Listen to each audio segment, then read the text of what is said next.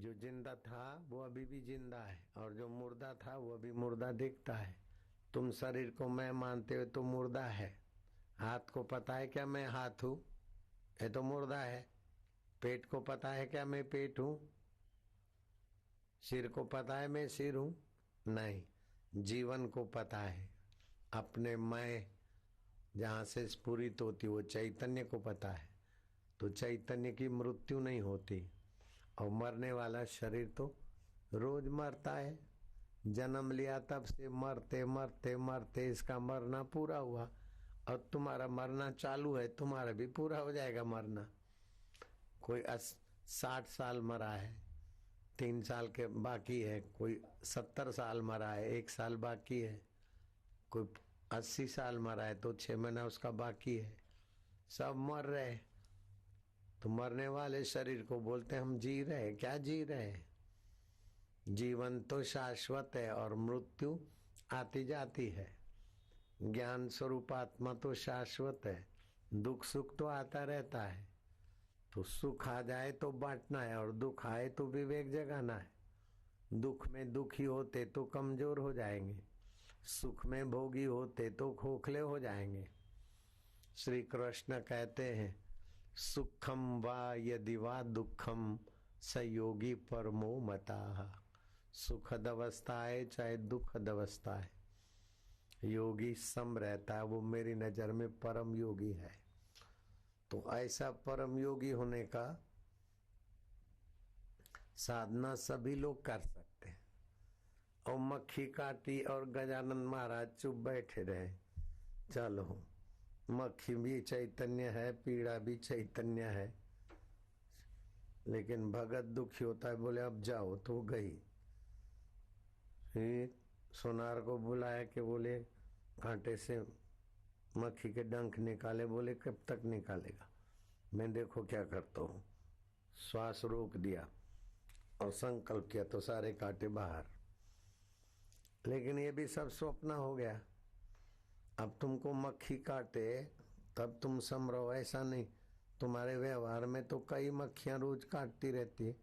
कभी सासू ने कुछ बोला, कभी बहू ने बोला, कभी पत्नी ने बोला, कभी पति ने बोला, कभी कुछ होता रहता है। उसमें सम रहे। बाहर से यथा योग्य व्यवहार करे, अंदर से सम रहे कि इसी का नाम दुनिया है। खून पसीना बाता जा, तान के चादर सोता जा। ये नाव तो हिलती जाएगी, तू हंसता जा या रोता जा। और जरा जरा बात में घबरा गए, जरा जरा बात में दुखी हो गए। तो दुखी हुआ तो मन हुआ, चित्त हुआ, मैं दुख के साथ काहे को मिलता हूँ। भय हुआ तो मन में हुआ, मैं भय के साथ काहे को मिलता हूँ। मैं तो भगवान के साथ मिला हूँ, जो जीवन है उसके साथ मिला हूँ। ऐसा ज्ञान रखने से आपका भक्ति सफल होगा। 3 चीजें सबको जन्मजात है, करने की शक्ति, मानने की शक्ति और जानने की शक्ति। बच्चा देखो, छोटा बच्चा कुछ न कुछ करता रहता है, अकेले में भी हाथ पैर हिलाता रहता है, कुछ न कुछ करता रहता है। तो जो कुछ करे तो भगवान की प्रीति के लिए करे। सुबह नींद में से उठ के भगवान जो भी हो, करने की शक्ति तुम्हारी है, तुम तुम्हारी प्रीति के लिए करें। मानने की शक्ति है तो हम तुम्ही को अपना माता पिता बंधु सखा माने। जानने की शक्ति है तो हम तुम्ही को जाने कि तुम तो नित्य हो, सुख दुख अनित्य है। तुम नित्य हो, बचपन जुआनी अनित्य है।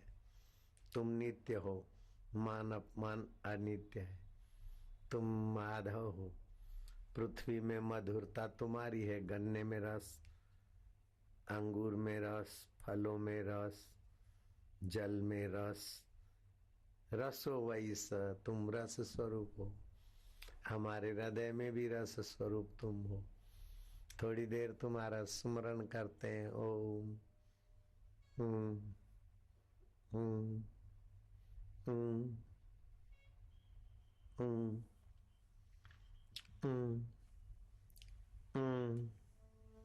हूं हूं हूं। कंठ से प्यार से माना परमात्मा मेरे आनंद रूप है, मैं परमात्मा का हूँ।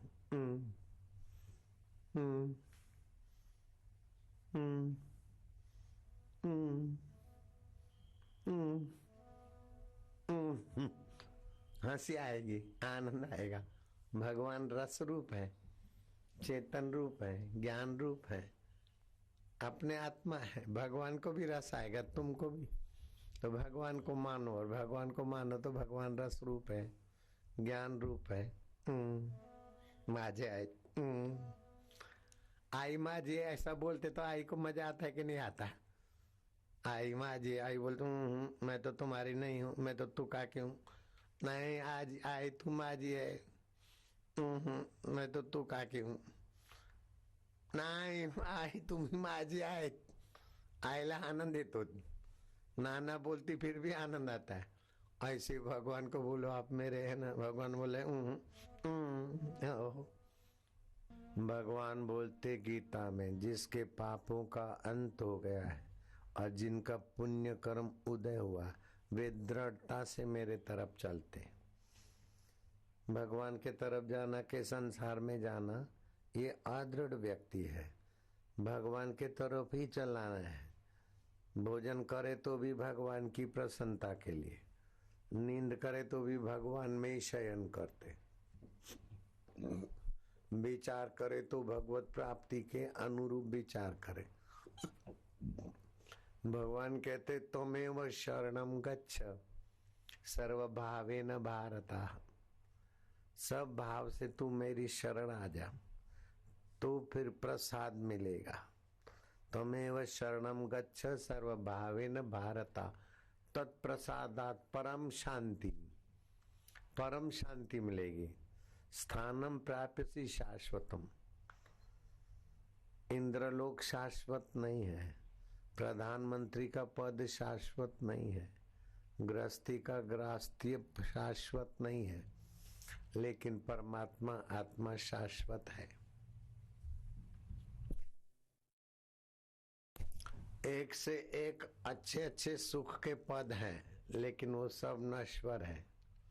जैसे मनुष्य शरीर है और शरीर स्वस्थ हो, पत्नी मधुर भाषिणी हो, बेटा आज्ञाकारी हो, मनुष्य सुख की पराकाष्ठा है।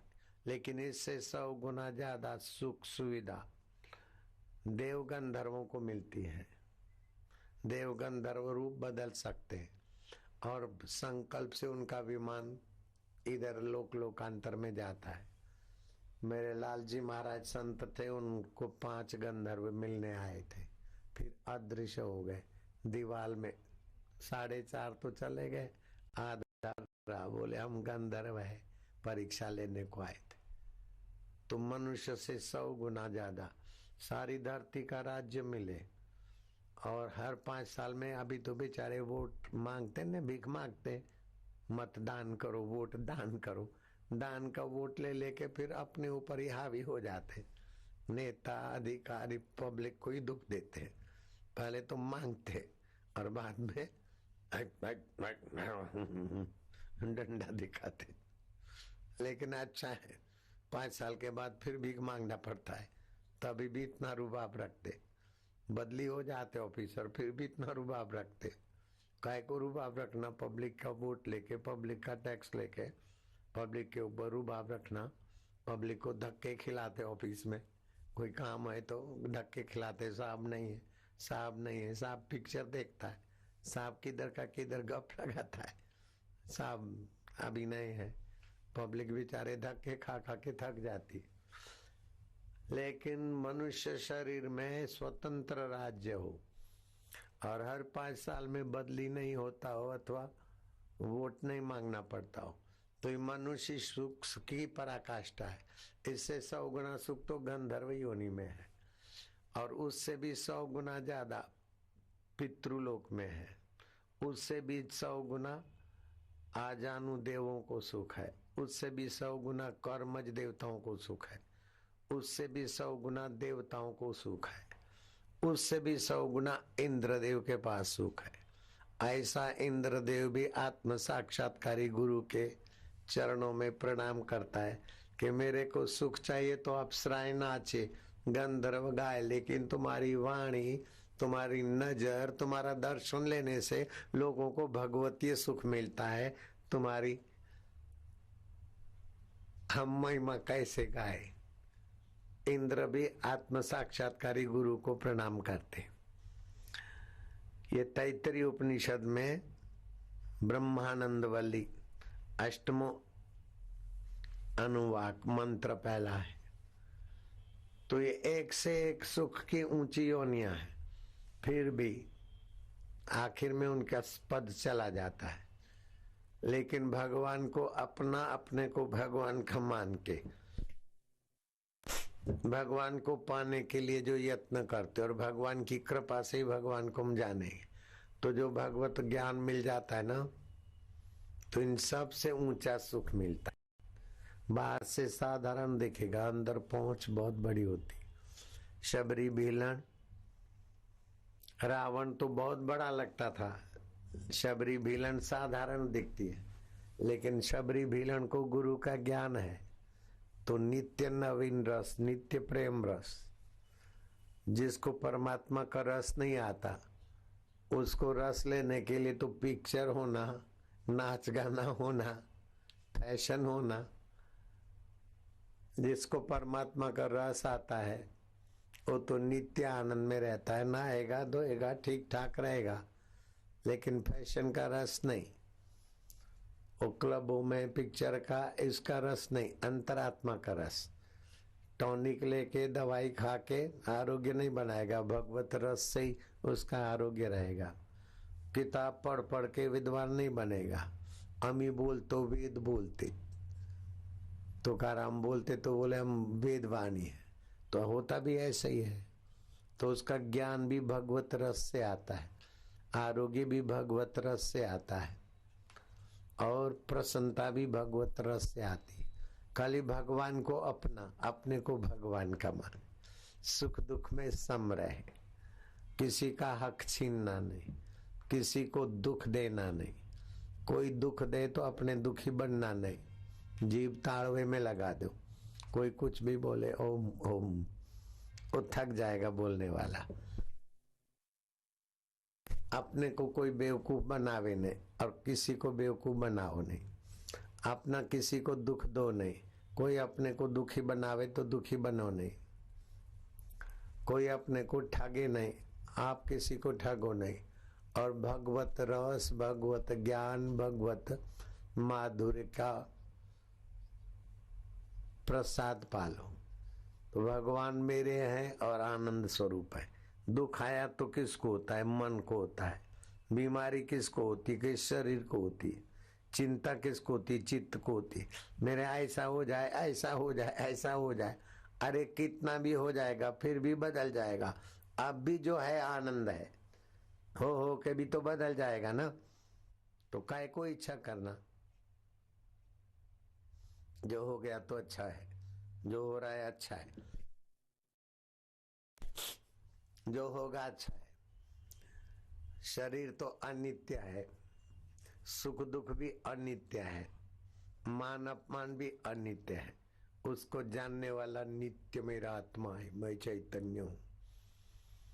ओम नमो भगवते वासुदेवाय, वासुदेवाय प्रीति देवाय, माधुर्य देवाय, माझा देवाय। देव ऋषि नारद जी कलयुग के प्रभाव को देखकर बहुत दुखी हुए। लोगों का बुद्धि ऐसा, कमाना खाना, खाना कमाना, इकट्ठा करके छोड़ के मर जाना, उसने में ही अपना जीवन समाप्त कर लेते। कोई कोई सुख शांति पाने को तीर्थ यात्रा करते, तो वहां भी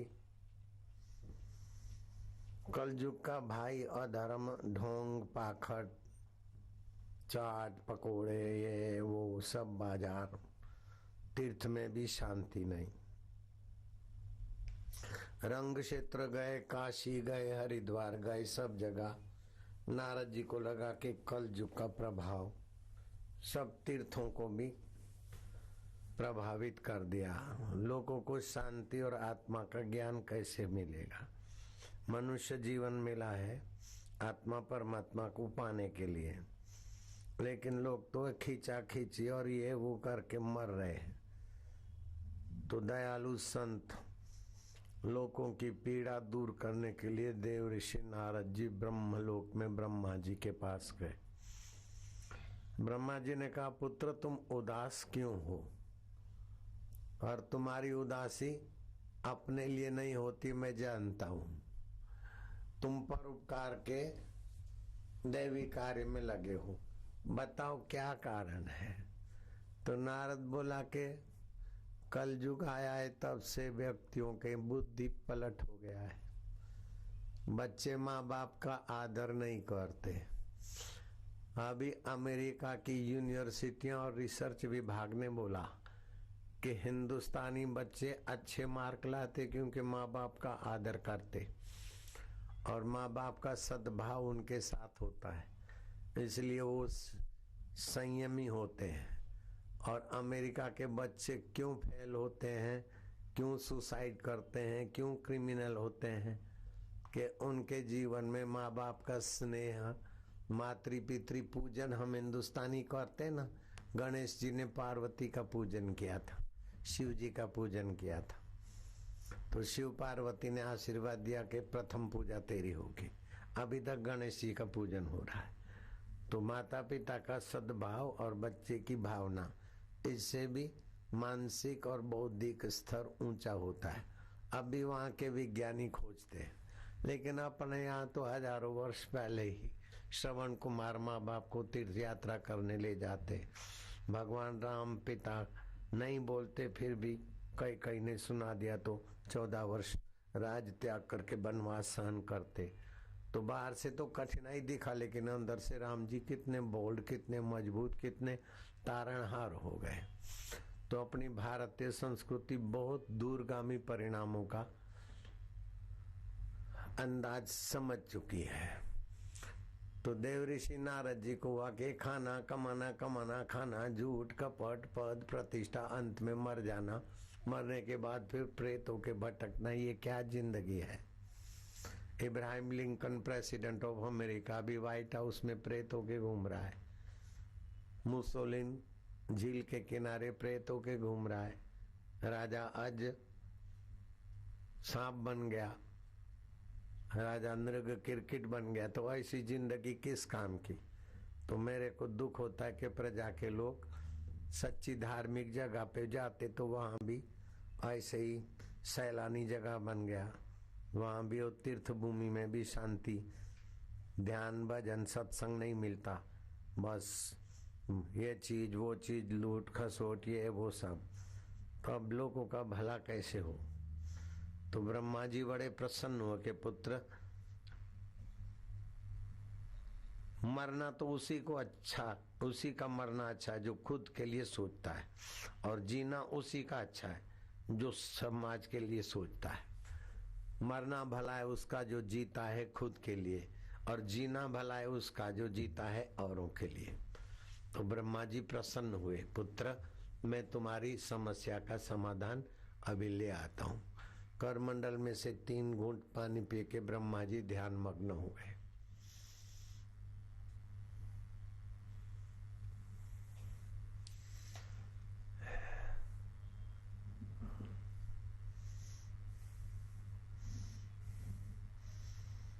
ओम ओम ओम ओम मनवा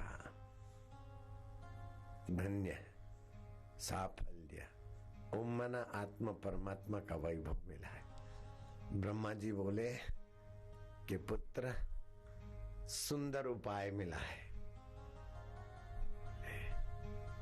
कल युग के लोगों को कलौतु कीर्तनाथ ऐसा करके उपदेश दिया, तो कली तरणो उपनिषद बना। ब्रह्मा जी ने उपदेश दिया, उसमें लिखा कि कली तरणो उपनिषद जो नहीं पढ़ सकते तो खाली हरे राम राम राम हरे हरे, हर शब्द मिल गया ना। हरे कृष्ण कृष्ण कृष्ण हरे हरे, ऐसा जप करने से कलयुग के दोष मिट जाते।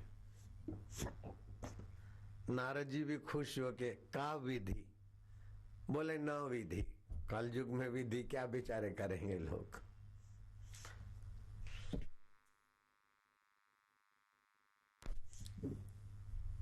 कैसे भी हरि नाम लेंगे तो कलयुग का प्रभाव उनके ऊपर से हट जाएगा और उनकी बुद्धि पवित्र होगी। और पवित्र बुद्धि होने से कार्य पवित्र होते, परिणाम पवित्र आता है। पवित्र बुद्धि होने से मन निर्मल होता है। रामायण में लिखा है, निर्मल मन जन सो मोहे पावा, छल छिद्र कपट मोहे स्वप्न न भावा। जिनका मन निर्मल होता है वो मुझ आत्मा को, परमात्मा को पा लेते। तो नारद जी ने प्रचार किया। फिर वो प्रचार करते करते बंगाल के संत गौरांग, वो भी हरि बोल हरि बोल हरि बोल करते। हरि ओम हरि ओम हरि ओम हरि ओम हरि बोल हरि ओम, ऐसा कीर्तन करवाते। तो कई लोग उनके कीर्तन में पवित्र होते। हरि ओम हरि ओम हरि ओम हरि हरि ओम हरि ओम हरि ओम हरि ओम हरि बोल हरि बोल हरि ओम हरि ओम हरि ओम हरि ओम हरि ओम हरि ओम हरि ओम हरि ओम हरि बोल हरि ओम हरि ओम हरि ओम हरि ओम हरि ओम हरि ओम हरि ओम हरि प्रभु ओम प्यारे ओम मेरे ओम हरि ओम हरि ओम जय हो।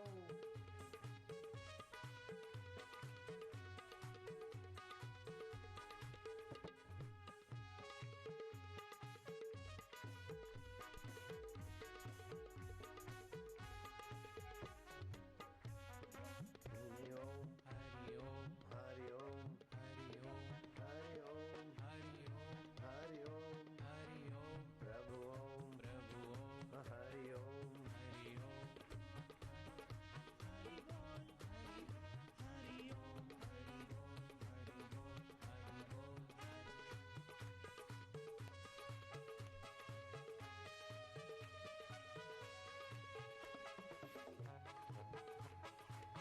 आनंद है। कलयुग के दोष मिटते, भगवान हरि संतुष्ट होते।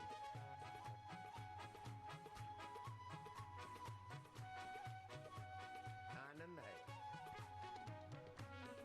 हरि ओम हरि ओम हरि ओम हरि ओम विठ्ठल ओम पांडुरंगा हरि ओम हरि बोल।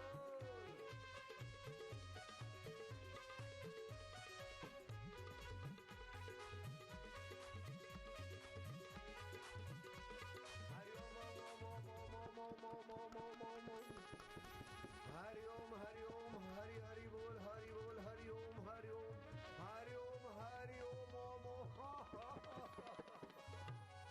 हरि ओम हरि ओम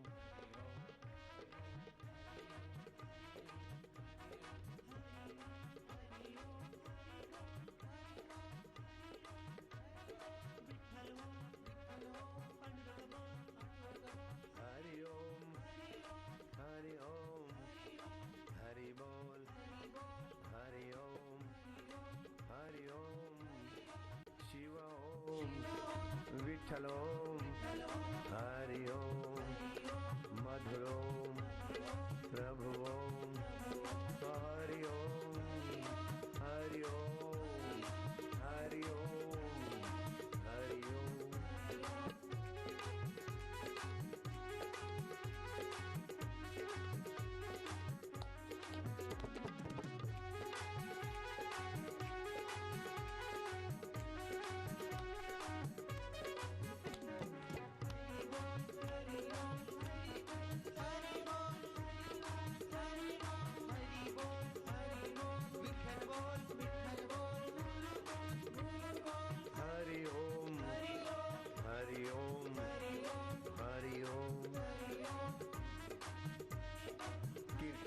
झूमता गया धोबी और भी लोग झूम गए। धोबी की पत्नी को और पड़ोस की माइयों को किसी ने बकाया कि तेरा देख आदमी और हरि बोल हरिओम कर रहा है। वो तो अल्लाह की बंदगी छोड़कर हरिओम कर रहा है। वो माई आई, उसके पड़ोसी माई आई, उसके पति को बोलती के ए सलीम के अब्बा, ए जुनैद के अब्बा, ए हरिओम काहे करते, ऐसा उनको रोकती है तो वो उसको भी वाइब्रेशन हुआ। वो बाई भी बोलती हरिओम।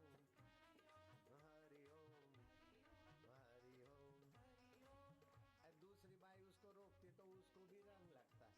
तीसरी चौथी फिर उनके पति भी आते, जो भी एक दूसरे को स्पर्श करता है तो जैसे हैजा फैल जाता है चेपी बीमारी, ऐसे ही आध्यात्मिक सात्विक पवित्र कीर्तन के वाइब्रेशन। ए सलीम के अब्बा, ए जुनैद के अब्बा, ए हरिओम काहे करते, ऐसा उनको रोकती है तो वो उसको भी वाइब्रेशन हुआ। वो बाई भी बोलती हरिओम।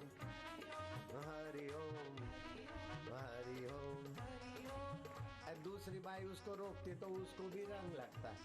तीसरी चौथी फिर उनके पति भी आते, जो भी एक दूसरे को स्पर्श करता है तो जैसे हैजा फैल जाता है चेपी बीमारी, ऐसे ही आध्यात्मिक सात्विक पवित्र कीर्तन के वाइब्रेशन सबको झुमाने लग गए। हरिओम विठल ओम, हरिओम प्रभु ओम, प्यारे ओम, जय हो।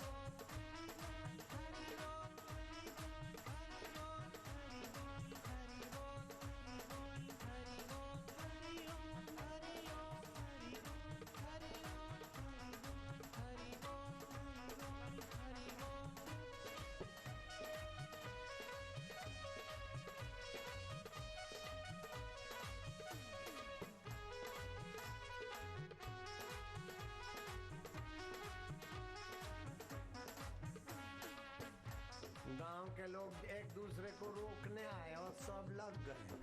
पूरे गांव का गांव कलयुग के दोषों से मुक्त हो गया। लोगों का व्यसन छूट गया, झगड़े छूट गए। हरिओम प्रभु ओम।